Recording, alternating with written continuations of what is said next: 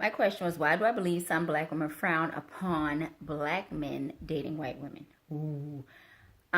So it's a litany of reasons, but just to touch on a few that I believe, especially one of the main ones is it seems as a lack of loyalty. And the reason it seems like a lack of loyalty to these black women, I'll say some because some will be like, well, I don't feel like that. That's not my issue. That's their issue. So this don't, pertain to y'all. So click off, do whatever you're going to do.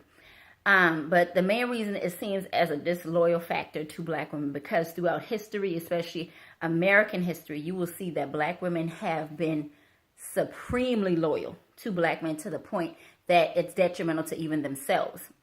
And so for us, when we say we give our loyalty to black men, meaning fighting for them, whether it's through injustice, fighting for them spiritually, fighting for them physically, their love, their affection, whatever it is, we look at it as they can't do the same for us. Or the same loyalty is not reciprocated that we're giving to black men. So when we go hard and we say, oh, I love my black men, especially when we're in a country that has told black women throughout history that you're the less attractive, you're the more harsher of any female demographic, you're sexual, hypersexualized, all of these detrimental and degrading things to black women. We look at it as like you're supposed to be the one that hold us. You're supposed to be the one that tell us that they're wrong. You're supposed to be the one proving to us that we are who we know and believe we are.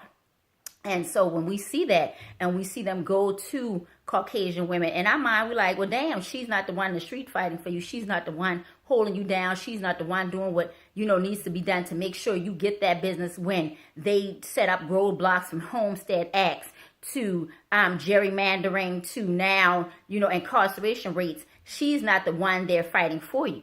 When history is showing you it seems like the minute black men got the right to have sex with white women, they took off like a goddamn rocket. You know what I'm saying? And so black women are like, wait a minute. So we were the ones there for you, but the minute you got the right without getting legally killed to have sex or relations with white women, you ran off and did it and left us behind. Because we know a lot of it was pertaining to that gave them the clout. So in a term, a lot of black men now, they were clout chasers. So to marry these white women or to get with these white women, it gave them validation in a country that said, you ain't shit. You ain't worth nothing. You less than a man. The only thing you are is property. And so they got something that white men had, which was a white woman. So it gave them that important feeling that they were somebody. And so never mind the woman that was always there. And then when you look at black women have been the one working, holding down, because we've been compared to black men. We were never the princess that needed to be saved, rescued out the tower on the white horse, the prince coming, none of that stuff. When you even look at a Disney princess, Tiana had a business plan and a job to start a restaurant. You tell me when Cinderella ever was working other than her stepmama. You told me when Snow White ever was working other than sweeping out the damn cottage, but she still was looking for somebody to rescue. Tiana was looking for a restaurant with a business plan. And so that's how they always viewed us, as their equal or as an equal to men. So when you go about the history saying, okay, well, y'all are equal, black women, like we don't, we were raised to believe you get your own, you hold yourself down, don't you rely on no man, especially in a lot of matriarchal households, black women, basically predominantly black matriarchal households. That's how they taught. So all you wanted from a black man is his love, is his affection. You like, shit, I got everything else. They tell me to hold a job down, get the education, take care of the house, take care of the kids. All it seemed like black women wanted black men to do was love me. Like Halle Berry said in Monster, make me feel good. So that's all. So we like, damn, I don't need you to take care of me. I don't need you to hold a house down. I don't need you to, give me resources. All I need you to do is love me. And you can't even do that right. So that's why another reason why black women get pissed off when black men cheat. We're like, if that's your only job and you can hold that damn player. So that comes to the same thing of how we feel when they date white women. It's like in our mind, history is acting like, do black men believe they can sex out racism? Like we have enough, multi-ethnic children, we can sex out racism. It ain't changed nothing. Because half of these white women still sleep with black dudes. I was like, black masters slept with they damn slaves and still whooped their ass. Still treat them like slaves. And the same mindset now, you got a lot of biracial or multi-ethnic children who white parent voted for Trump. or feel a lot of that hatred is okay, because at the end of the day, some of them are loyal to who they are, and that is fine. And let me preface this. I have dated outside of my ethnicity. I've dated outside my nationality. So I've dated at least 2 white dudes, Hispanic, Italian, whatever. So this ain't about me being exclusive to black men either. But I knew I wanted to marry a black man. I knew I wanted to make sure that's who I ended up with for life. So not this, so they say I never did outside my ethnicity, because that's a lie. But this is when it comes to black men. Like, I still could date those men, but I was still loyal to black men, meaning I never talk bad about black men in front of any other ethnicity that I'm around, because I know how they're going to look at me and say, oh, well, I'm the knowledgeable one since I'm black, then I must be talking for all black people. And, oh, she said black men ain't shit, so that means all black men ain't nothing. No. That's not what I'm saying. So that's why if you are dating a white woman, black man, shut your mouth. Don't you talk about no black person around them other than somebody you personally know. And don't do it in such a varied way or generalized way that they think you talking about everyone. So I want black men to say, oh, well, I'm doing it for love. Or I date her because I love her. This ain't about her color. This ain't about validating myself. I loved her. She was there for me when I ain't had none. I can name 20 black women that probably was there for that same black man.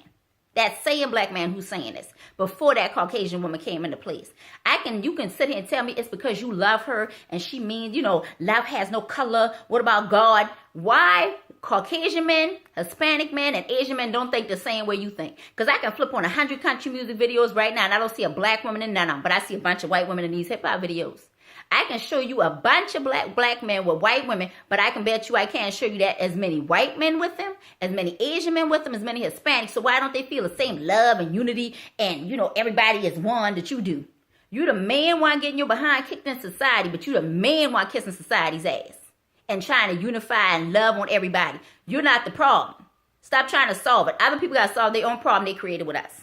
So that's how black women look at it. We're looking at like it's a disloyal factor. Like, if we go hard for you, but it seems you're not going hard for us, it seems like you're creating every excuse to justify not being with us. You want people with our behind, with our lips, damn near our coloring, but you don't want us. That's what it seems like. So when you look at all of these, I'll just in general use these men that we see out here in Hollywood, whether you're talking movies, film, music, whatever. When you see them, and you see them with these Caucasian women who for real, ain't got no degree, and I'm just saying the same problem if you ain't got a degree, but they biggest claim to fame is they a Playboy playmate.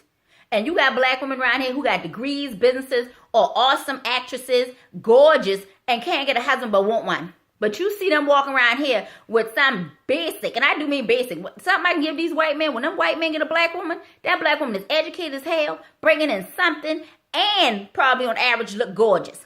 These doggone, I'm looking at my brothers like, really, player? If you going to go over here, go all the way. Because when I was on that side, oh, trust, I went all the way over there. I was like, I'm not going with basic if I'm across the party line. Okay, so I'm saying to y'all is look at it from a black woman's point of view that it looks like disloyalty, especially when we're the ones in the street fighting for you to get out of jail. We're fighting for criminal reform. We're fighting for equal rights when it comes to business opportunities, for entrepreneurship, rights for our education system. But you seem to want to sit there with these women who don't fight for you. And another thing I noticed that a lot of black men do that are married to Caucasian women, they generalize and they say, we need to fight for jail reform, or we need to fight for our equal rights and, against police brutality. But notice how they're saying it as men, because black men are catching wreck. Black men are catching wreck. They don't bring up the black women that are in jail, majority of them for black men crimes. They don't bring up the black women that are getting attacked by the police, because how can you fight for me as a black woman when you laying next to a Caucasian woman? Because she's going to look at you saying, well, what about us? We're getting mistreated in society too. We're not getting equal rights either as white women. We're not being hired. The glass ceiling is not equal for us. It's way harder for us. Trust that. We just fight better and we stronger at it. That's it.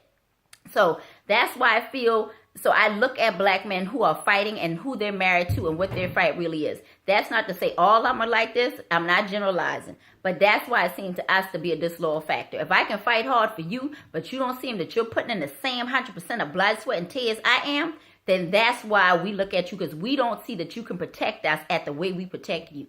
So hopefully I answered the question. You can comment below. I was trying to keep it short, not go too into detail, and I still went longer. And I could go even more, but I'm going to quit. So y'all have a great day and hope you enjoy my question for Black Women Exposed.